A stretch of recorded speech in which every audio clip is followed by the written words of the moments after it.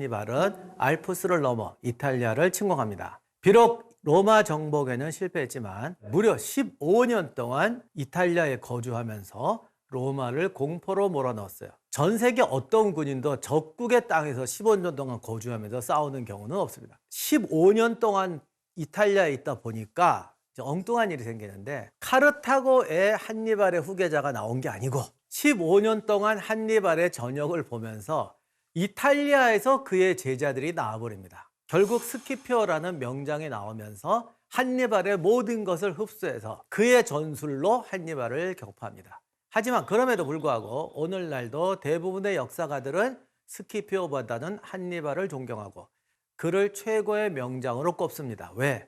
스키피오는 한니발의 벤치마킹이다. 어쨌든 역사가란 선구자와 개척자에게 후한 평점을 주기 마련이죠. 그러면 오늘의 주제, 한니발은 어떻게 해서 개척자가 되었는가? 이제는 어떻게 해서 명장이 되었는가가 아니라 어떻게 해서 개척자가 되었는가라는 질문으로 이 강의를 진행하도록 하겠습니다.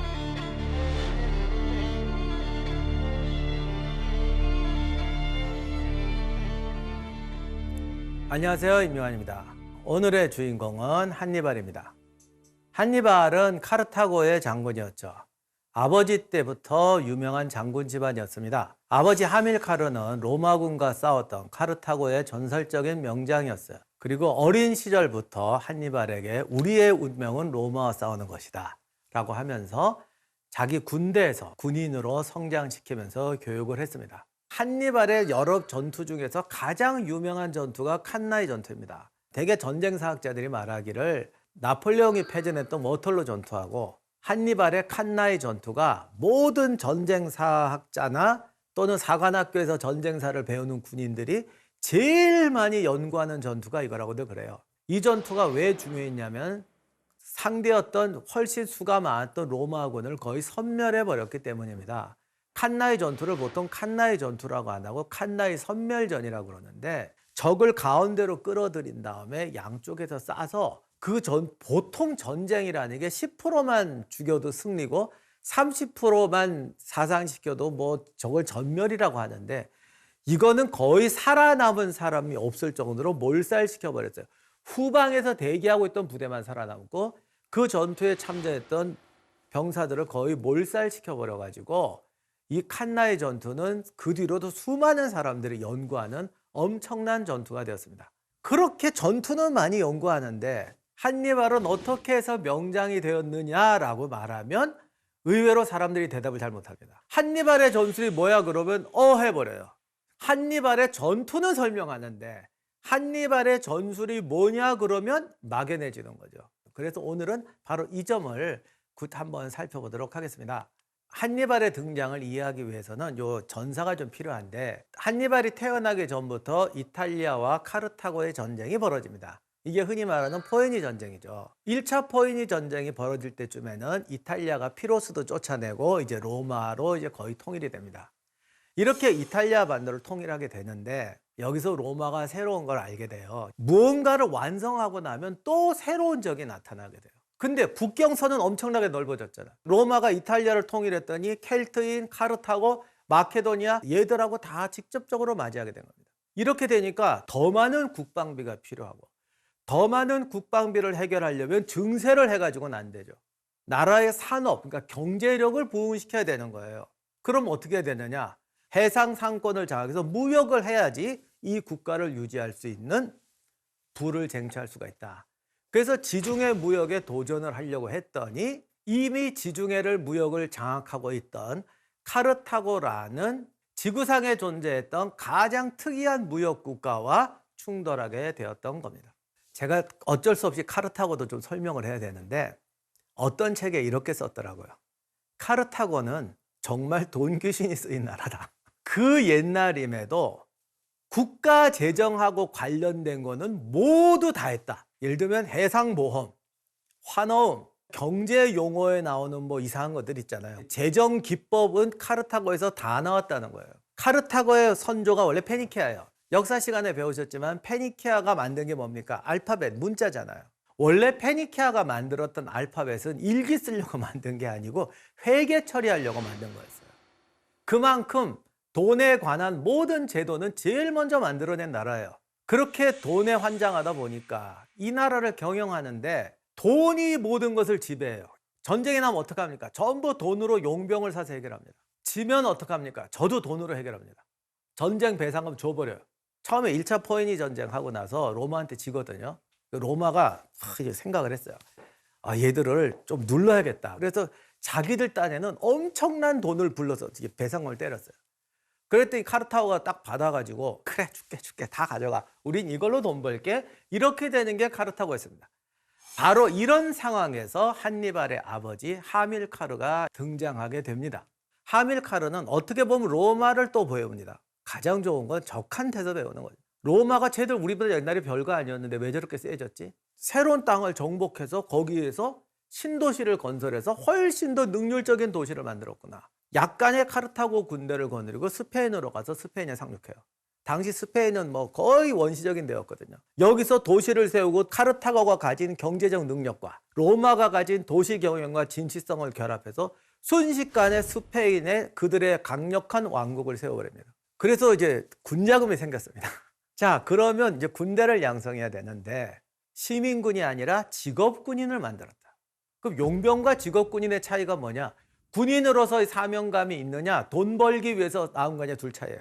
군인으로 사명감이 있는 집단을 키우려니까 이게 리더십이 달라요. 그런 새로운 리더십을 키우기 위해서 소년 한니발을 병사에 집어넣어 버립니다. 그래서 한니발은 어려서부터, 당시에 카르타고 군대는 돈주머니만 차고 뒤에서 계산만 하는데 한니발은 병사들과 같이 먹고 잡니다. 병사들하고 먹고 잔다는 말이 흔한 말 같은데 한니발의 말 중에 이런 게 있어요. 병사들이 하는 모든 것은 다 할 줄 안다. 병사는 담요 한 장 주고 나무 밑에서 자라고 그러면 한니발은 담요 한 장 두르고 나무 밑에서 같이 자는 겁니다. 텐트를 친다.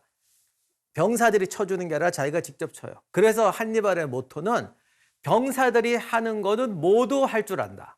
동시에 모든 것을 누구보다 가장 잘한다. 그래서 자신의 야망을 이루기 위해서는 내가 이런 능력을 갖추어야 된다는 거에 대해서는 한니발이 일체의 양보가 없습니다.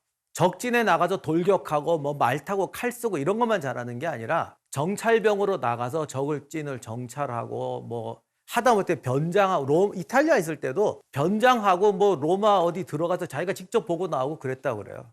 근데 그거는요, 병사들한테 내가 더 정찰을 잘한다가 아니라 병사들의 어떤 생각이라든가 전쟁의 상황을 누구보다도 정확히 보기 위해서 노력하는 거죠. 단지 김일병 너보다 내가 더 잘해 이것 때문이 아닙니다. 결국 리더란 통찰이거든요. 그런 통찰과 분석력을 위해서 한니발은 어릴 때부터 병사들이 하는 모든 것을 그들보다 더 뛰어나게 잘하면서 가장 중요한 것, 세상을 보는 통찰을 키우는 거예요.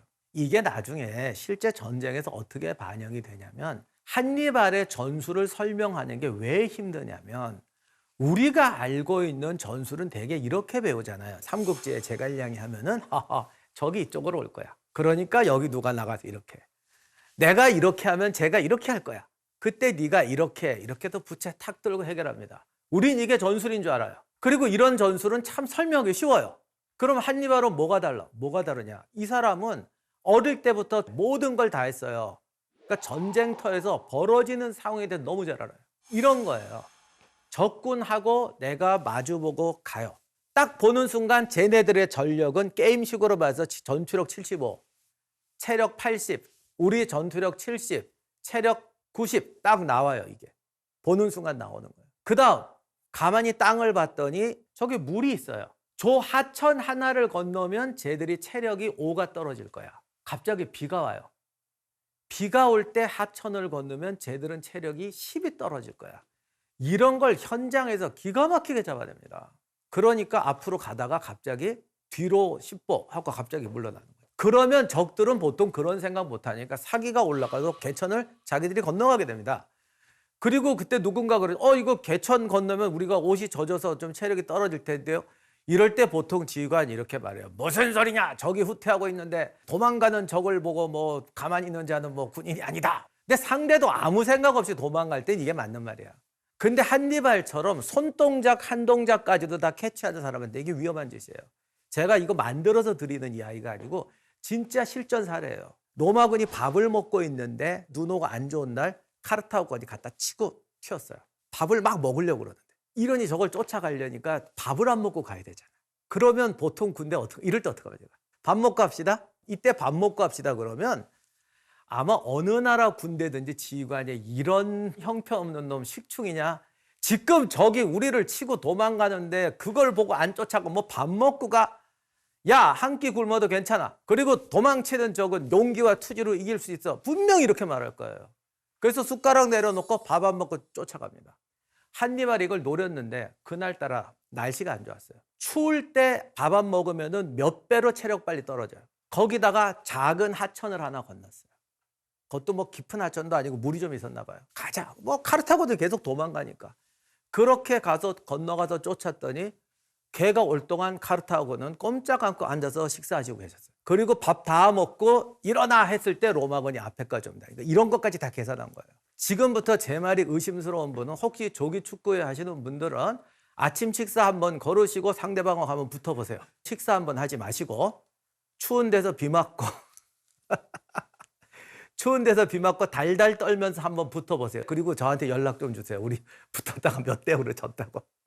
100% 집니다. 그러니까 이런 걸 하는, 그래서 참 역사책에서 역사학자들이 한니발을 쓰기가 너무 힘들었던 거야. 이런 게 잘 안 보이니까. 그리고 이렇게 이겼다 그러면 왠지 좀 진짜로 이긴 것 같지 않잖아요. 근데 이게 진짜 기술이에요.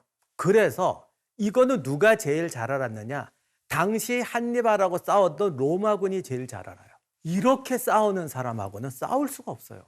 그러니까 뭐 나름대로 뭐 적의 보급선을 끊자, 뭐 테러를 막자, 이렇게 아무리 말해도 현장에서 군대를 보고 병사를 알고 병사들이 어떻게 움직이는지 알아도 지휘하니 이건 전쟁의 신인 거고 실전의 신인 거야. 그러니까 한니발이 몇 번 크게 이긴 다음부터는 한니발을 덤비지를 못해요. 그래서 로마 사람들이 한니발을 얼마나 무서워했느냐. 한니발이 15년 동안 이탈리아에 있는 동안, 요즘은 그런 거 안 하는데 저희 어릴 때만 해도 애가 막 뗐으면 하는 말이 뭐 문 밖에 호랑이가 와서 뭐 잡아간다.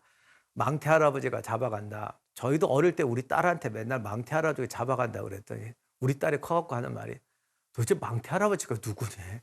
하여간 그런 식으로 한니발이 문 앞에 와 있다가 로마에서 애들이 울면 부모가 협박하는 말이었습니다.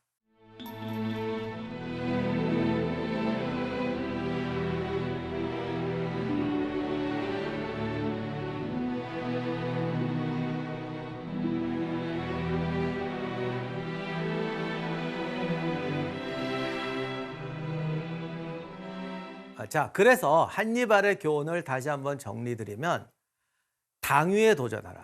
많은 사람들이 이제 역사의 변화는 봤어요. 여기까지 우리 인정해 주세요. 여러분도 이제 3강이나 들었으니까 시대가 변하는 걸 보자 해서 봤어요. 봤는데 도전을 못해요. 왜? 저걸 도전하려니까 여건이 없는 거죠. 당연하죠. 아직 이루어지지 않은 일이니까 여건이 있을 수가 없어요. 그러면 많은 분들이 안 해요. 전례가 없고 내가 저것을 할 수 있는 뭐가 없다. 누가 그걸 만들어주면 남 따라가는 사람이 될 수밖에 없죠. 그래서 한니발의 아버지와 한니발은 당위에 도전하기 위해서 역사적 경험을 재창조해서 조건을 만들어냅니다. 지금까지 말씀드린 걸 한번 정리해보면 이렇죠.